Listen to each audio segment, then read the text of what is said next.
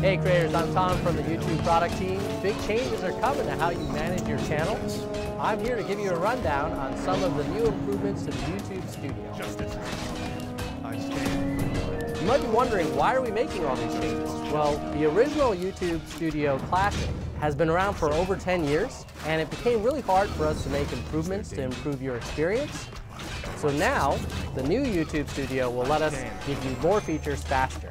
Many of you may have already been defaulted into the new YouTube Studio. If you haven't yet, you can get to it by clicking on the button on the top left corner of Classic. And I strongly encourage you to check it out because this will become the new prominent main platform for creators going forward. There's going to be a transition period, so in the next few months, you'll be able to go to both, but in the long run, the new YouTube Studio will be the primary place where we put all of our efforts and all of the new innovation. The first thing you see in the new YouTube Studio is a dashboard. Here you can see a snapshot of what's going on with your latest video, the latest news from YouTube, and your top-line analytics for the last 28 days. There's going to be other new widgets coming. One of them is known issues, which will explain any kind of outages or any issues that are facing the platform. So if it's something that's affecting maybe your channel or other channels, you'll know what the status is right there. The second thing is the Ideas for You widget. Now this one's already in the dashboard, and as you can see here, it gives you very specific recommendations based on your channel's characteristics. So maybe we notice that you haven't used a feature that channels like you are using with great success. We may recommend that you check out that feature, or it could recommend a Creator Academy lesson based on where you are in your growth journey as a channel. So those are some of the cool things in the dashboard. Do check it out. I think you'll really enjoy it. All right, well, let's jump into the studio and look at how I manage a channel. Okay, so the first thing you need to keep in mind is the way to navigate. It has what we call entity-based navigation. All that means is when you want to modify the analytics or the video editing or the captions or whatever for any specific video, what you need to do is select the video first. Because all of these items on the left-hand side here, they're really right now at the channel level. So I'm going to select a video by just clicking on the video title, and now you'll see the items on the left have changed. So there's analytics, editor, comments, transcriptions, additional features. These are all related to that specific video. And when you want to go back, let's click on this little back arrow, and that's back up to the channel. Of course. Another cool thing about the YouTube Studio is on the video list here, you can make inline edits.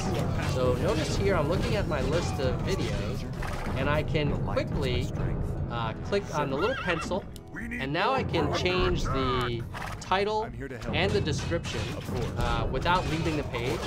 I can also change the visibility settings and monetization settings, all from the video list in line without having to load a bunch of screens. Okay, now let's take a look at the new and improved YouTube analytics. So I'm going to click here, and now I'm at the channel level, and I'm seeing the channel analytics for this account.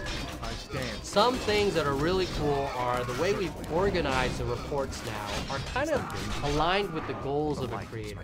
So you have reach viewers, interest viewers, build an audience, earn revenue. And then within each of those, we highlight the top metrics that are most important for each section. The other thing that's really cool is on this reach viewers area is our impressions report, which will explain to you how many impressions you got for your videos, what the click-through rate was for those impressions, and then also how many unique viewers you got. Another thing that you'll notice about the new YouTube Studio in Analytics is these insights. These are smart headlines, human language descriptions of what's going on.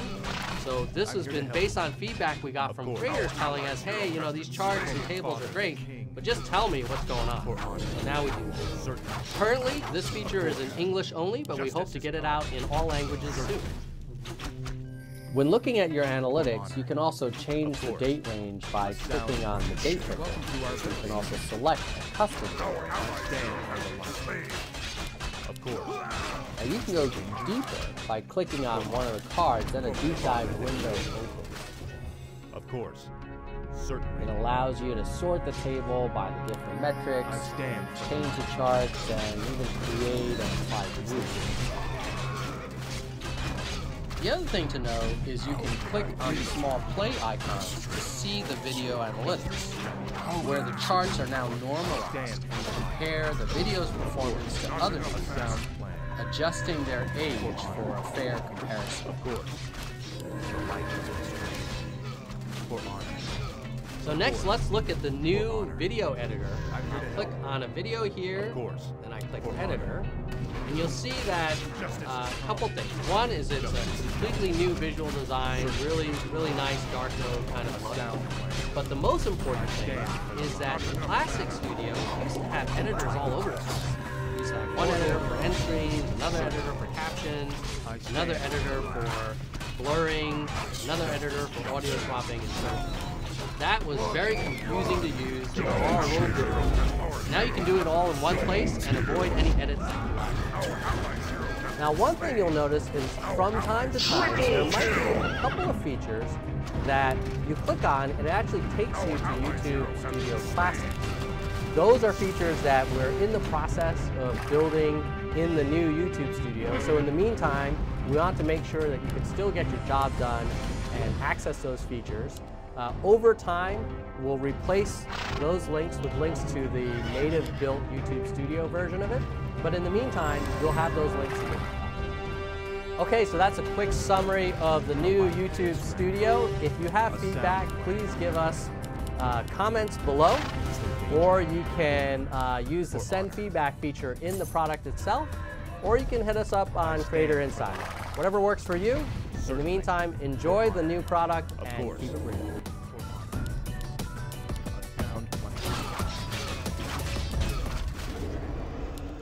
Is there danger? I'm here to help.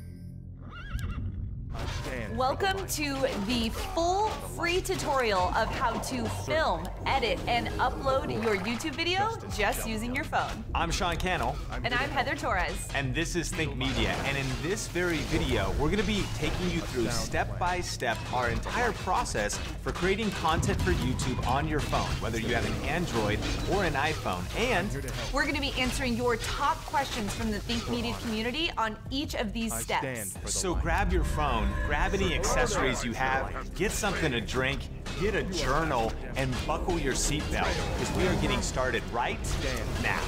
You gotta just press record. To get started with video, all you need is your smartphone. And in this video, we're gonna be breaking down how to shoot a video for YouTube with this. Now, we're using the iPhone 8, but if you have an Android or any other smartphone, you're gonna get massive value from this video, so let's get into it.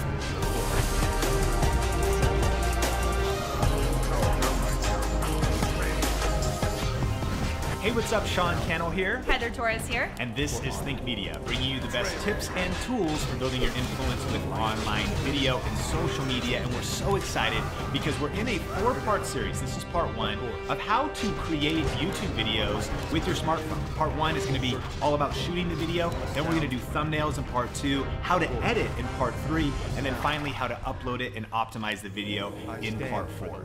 Now, you know, when I first started on YouTube, all I had was a smartphone. I was not into gear. All of that was really intimidating to me. So I just want to encourage you that this video is really going to walk you step by step how to start creating content with the phone that you already have.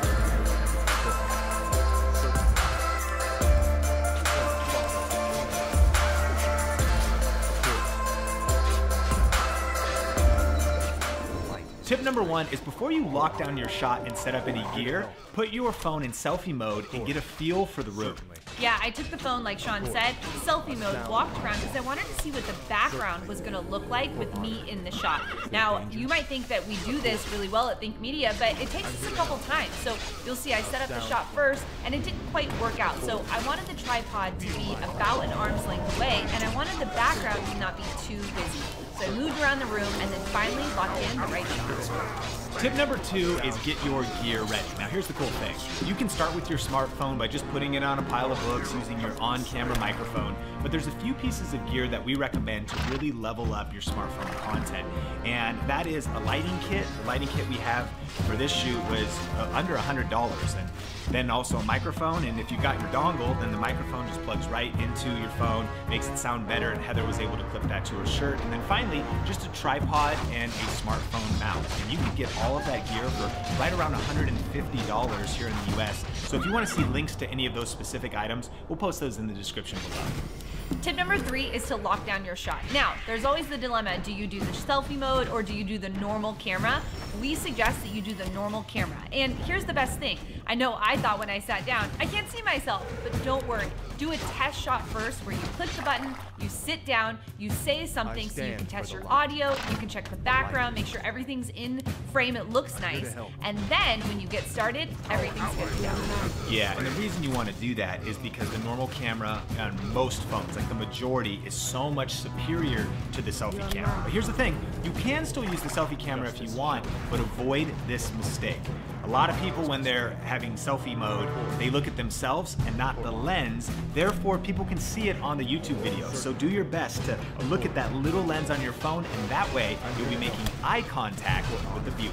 Tip number 4 is to lock in your video settings before you start to shoot. Now, most cameras on your phone will do 1080p, which is great, and we recommend choosing that setting, but if you have the option for 4K, choose 4K. So in this video, we're doing 4K at 30 frames per second. Yeah, and later in this series, we're going to be going through how to edit that, and what's cool is on an iPhone 8, which is the phone we're using for this series, you'll be able to edit 4K easy. But here's the other thing, you can always shoot in 4K, but then later down process it to 1080p, and it'll still look better on YouTube, helping you get more views and build your brand faster. Hey, I hope you're getting value out of this video, and if you are, can you smash the like button? All right, let's get right back into the tips. Rosie! Tip number 5 is to deliver the content. Now, before I even sat down to record the video, there's 2 things that I did. The first thing is I researched what I wanted my video to be about. So I didn't just set up all my gear, sit down, stare at the camera, and go, what am I going to record? No, I actually knew what the video was going to be about. The second thing I did was I took the content that I knew I wanted to have in the video and I broke it down into points. That just helps me record the video better, and it allows my audience to be able to follow along with the video all the way to the end. Then, what I did was press record. Now, I walked through the entire video, and just like you, I stumbled. I had to stop and restart, and that's okay. You're not gonna get it right the first time, but just keep going.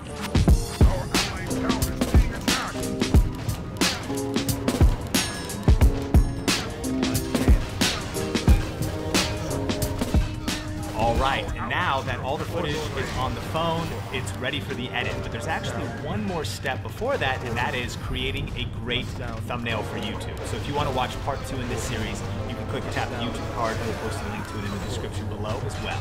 And if you want to watch the full video that I did on my iPhone for this video, you can check it out over on my homeschool channel. We'll post that on the YouTube card or in the description below. We are back and ready to answer some questions about the video we just watched, and a bunch of questions came in about lighting, and specifically if the image doesn't look very good because of low light, and how to actually set up the lights right. So let's remember that one of the best ways to get good looking video out of any camera is to actually invest in some lighting. If you can sit in front of a window, that's good, but that's why we recommended a softbox kit that's sitting behind us, so that you can actually improve the lighting in your videos. You know, if the image quality is grainy or too sharp or looking weird, you definitely want to invest in some lights. And you know, you don't have to get a big kit. There's actually a $20 ring light that you can just attach to the selfie mode of your camera. And we're going to actually link a lot of resources in this video, so we'll put them in the YouTube description in the resource guide, numbered by when we talk about them. But then the other question is, how do you actually set up your lighting? So typically with softboxes like that, you want them kind of off to the right side and the left side, raised up a little bit and pointing down at you. You don't really want the light shooting up. That's Blair Witch Project. You don't really want it straight on. That can sometimes be intense. You go a little bit higher and you point down with your softbox lighting. And then you don't necessarily need each side to be at the same distance. Sometimes it's nice to have a little bit of lighting on one side. In fact, right now we have a window on this side and then a bright ring light on the other side, which gives a little bit of contrast to the shot. So here's a big tip on lighting. Experiment until you feel good with it. Do some test shots, do some experiments, and then we also have some more resources about this. Yeah, Nolan from the Think Media team did an excellent video all about how to set up 3-point lighting. So if you want to understand more about where you should be putting the lights and how you get that light on your face right or behind you, definitely check that in the YouTube card, and we'll link that in the description below. Now, Mackenzie also asked, how do you get the right angle? And I feel you, because this is something I had to practice too. Now, if you're down below and you're shooting up, it's not really the most flattering shot for your body. But if you're right straight on, this actually isn't the best shot either. You want to go up a little bit and angle down. It makes your body a little more miniaturized, helping those features out. And remember, just experiment and test your final shot and see how it looks. It's also going to affect the elements in the background. So a lot of this comes with just trial and error and practice. And so test your camera at different heights and angles until you love the way it looks. All right, so Tere asks, how do you get the blurry background? Now, here's the thing. With the iPhone or with the smartphones, your sensor size isn't actually large enough to get the blurry background effect that you see in a lot of really cool videos. But here's some tricks that I've tried. So you want to be the object closest to the camera, and you want to have your background furthest away. That allows it to be softer, but not necessarily blurred. Yeah, and here's the deal. If you actually want to eventually achieve some other cinematic looks and blurry background looks, you may want to think about investing in a camera. You know, one of our favorite cameras here at Think Media is the Canon M50. There's been some incredible deals on it, and again, we'll list some of those resources in the resource guide. In fact, if you haven't downloaded our Think Media Gear Guide, then it's a great resource where we cover all the different accessories, not only for your smartphone, but also some of our top camera recommendations. So actually check out this spot. Ready to get started on YouTube, but not sure what gear you need? Get your copy of the free Ultimate Video Gear Guide, where we share the best cameras, lighting, and audio setup for every YouTube budget. Visit thinkgearguide.com to get started today. So Debbie asks, so what's the best way to get great audio? And step number one is actually, if you're gonna start with just the in-camera microphone, you wanna make sure that you are close, because that microphone's gonna pick up a lot. So you wanna make sure that you're talking directly to the camera, and then it can pick up your audio. Yeah, also if you're in a smaller room that has lower ceilings and carpet, we're actually in kind of a big room here, so we're using a different kind of microphone to help us, and that would be our next tip, is that you would use some kind of an external microphone. You saw in the video that we just watched a little $20 clip-on Boya mic, but you also can check out something like this Takstar microphone right here. It's a $25 shotgun mic. I've got the dongle connected to it, and then you can plug that right into your lightning port, or if you have a headphone jack, you can plug that in there as well. And obviously, you might have some questions about some of these smartphone accessories, so we actually have a whole video out about this. We'll link that up on the YouTube card, as well as post it in the resource guide. Okay, so we'll answer some more questions after this next part, and I'm excited for this because we're going to get into how to create a thumbnail using your smartphone. But if you're getting value out of this video, make sure to smash that like button. And now let's get into part 2. One of the most important elements of growing your YouTube channel is creating great thumbnails, but you don't need a fancy camera or a computer to get started. All you need is your iPhone. So in this video, I'll be breaking down my 3 easy steps for creating thumbnails with just your phone.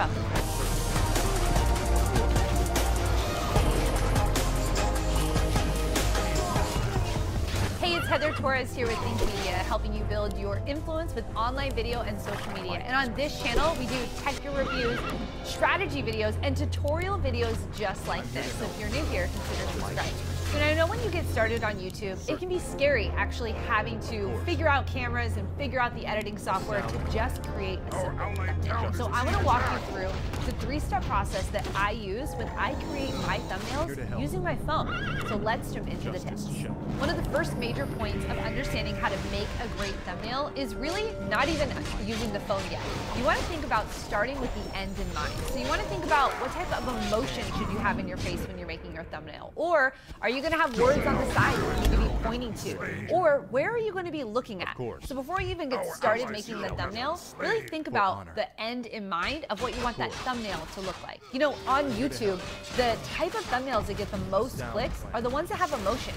Yeah, it's great to smile sometimes in a thumbnail, but really when you evoke emotion, when you're pointing, or when you're looking towards words that actually express what they should click on, that's the start of a great thumbnail.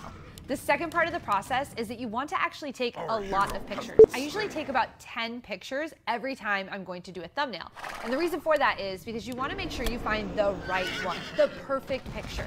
And if you only take 1 or 2 and you get to the editing process, you're going to be disappointed because you don't have the right thumbnail that's going to get those clicks and grow your channel. So here's some tips you want to keep in mind. I have the camera right in front of me, but I'm over actually to the side because I want to use this side to put words on my thumbnail. I also have the camera about arm's distance away, and the reason for that is I want to make sure that I don't have too much in the background. I want it really to be my face so you get the emotion that's happening. Now, I'm using an iPhone 8. I have a tripod. We'll link all of the gear, really the tripod, down below, as well as the apps that we're using. But I do have it on a tripod. Now, you can also do this in selfie and have it and hold the phone. Or, like I have it here, I have it set up so I can just set a timer. Now, on the phone itself, I actually want to move it to portrait mode. Again, I have the iPhone 8, it has portrait mode, and the reason for that is because it instantly gives me a blurry background. I don't want to do a lot of editing to this photo, so I already want the blurry background to have the effect. In order to take the picture, I want to put it on the timer mode. Now, it can be off 3 or 10 seconds. I'm going to choose 3 seconds, and I'm going to have to hustle back to that couch so I can take this photo. We're under attack. There we go, I took a photo. Now, we'll do that about 10 times through, and then we'll get into the editing process.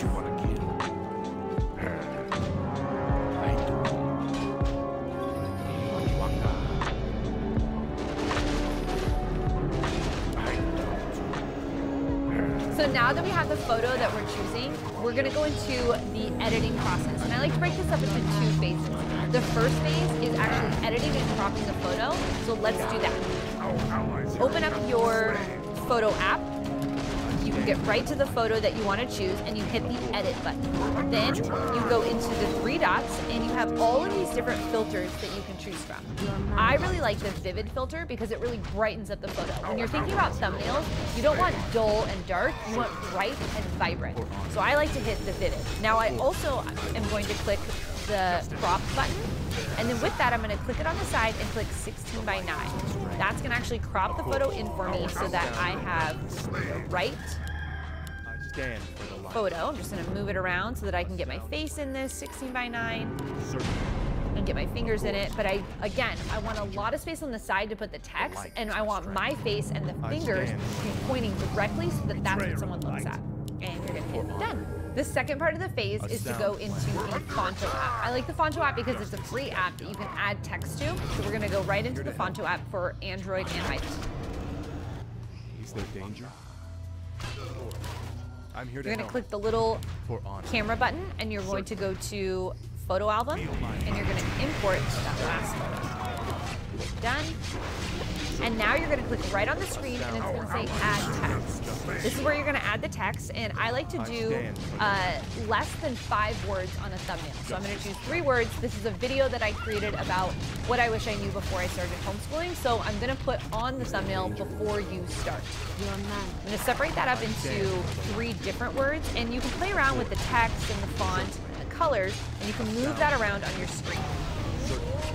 Of course. Your man. Our hero comes to slay. Your man. Adjust it around. You can add a background onto it if you'd like to.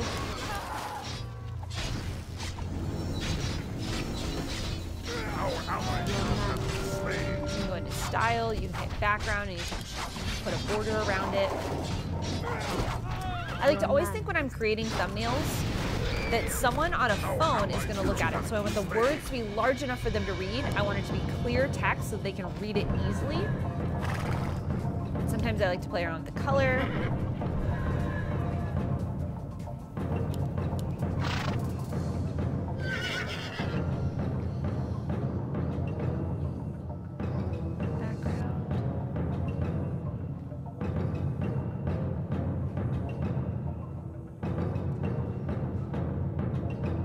All right, I like how this thumbnail looks, so I'm gonna go ahead and save that to my camera roll. And now the thumbnail is done. Man, video 2 was fire, but we have some questions to answer. Heather, let's go.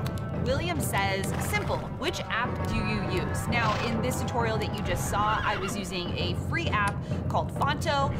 Another app that I actually recommend that if you want to take it further is actually investing in an app. So ones that I like are Canva, PicMonkey, Bazzart, and Photorama. And of course, don't forget to check out all of the resources listed below because there's a lot packed in to this video. Flying Redtail Hawk asks, how do you make the words look nicer? You know, when it comes to your thumbnails, there's a couple tips that we have, and that is you really want to avoid fonts that are too busy, that are usually too kind of cursive or calligraphy. Now, maybe you want to use something like that for style, but remember, clarity is everything on YouTube. You want the words to be clear, you want them to pop off the thumbnail if you use words at all. So I recommend using minimal fonts, bold text fonts, and also if possible, put a box or rectangle behind the font so that the words really pop off.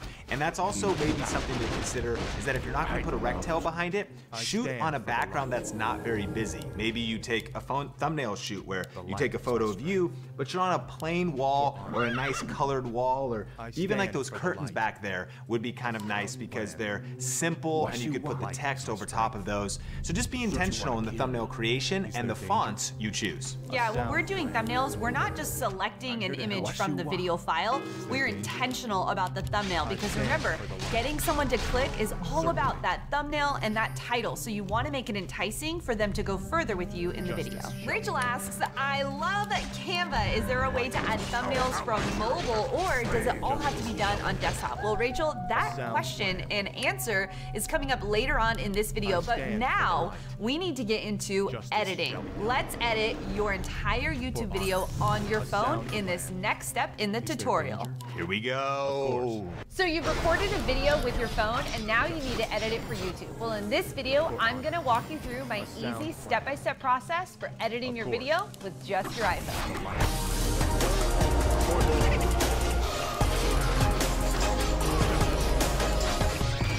Hey, I'm Heather Torres with Thinkpedia, bringing you the best tips and tools for building your influence with online video and social media. And on this channel, we do tech reviews, strategy videos, and tutorials just like this. So if you're new here, consider subscribing. Now this video is a video in a 4-part video series where we're helping you learn how to shoot, edit, and upload your videos directly from your iPhones. If you want to check that out, I'll link it in the YouTube card and down in the description box below. But in this video, I'm going to walk you through editing on your phone, so let's jump into the video. Okay, so I'm on my phone screen and we're going to use the app InShot. I like the app InShot because there's a paid version, but there's also a free version. And that's the one we're going to use for this tutorial. Now, you're going to want to upload your video file. You click video, then you click new. When you click new, it's going to bring up your album. You're going to import or upload the video file that you created with your phone. I've already done that here, so I'm going to click on that video. Now we are going to head into the editing process. I like this because there are 3 different options you can use for editing your video. First, you can trim off the front and back of the video. You can also cut sections out from the middle of the video, or you can use this tool called the split tool. I like this tool because it has this option for multi-split, and that allows you to go through when you know the time code for your video of where you need to cut out your mistakes That allows you to go through and make all of your edits in one shot. Now, if you click the button right here, it says if you want to revert back if you made a mistake, it's actually going to remove all of the splits from that edit. So I like to do a few at a time, go through, watch the video, and then go back through and make more multi-splits. When you're done, click the checkbox, and now when you hit the video file, you can see that you have multiple files that you can go through, and if you need to take one out, you press delete, and now you have the full file. What I also love about this feature is that at the end, when you get to the end, if you want to click on it again and just go back into trim, you can then cut off the end of one of those sections that you edited. I'm here to help. The next step in the editing process is to add on our text. So you click the text button, and I like to add text to be able to add social proof. So if I want to put in my handle for Instagram, let's say, I can grab that and I can actually move it around the screen. I can click enter, and then the text shows up at the top. I can make that go out, or I can have that be really short. Then there's the sticker function. Click the sticker function, and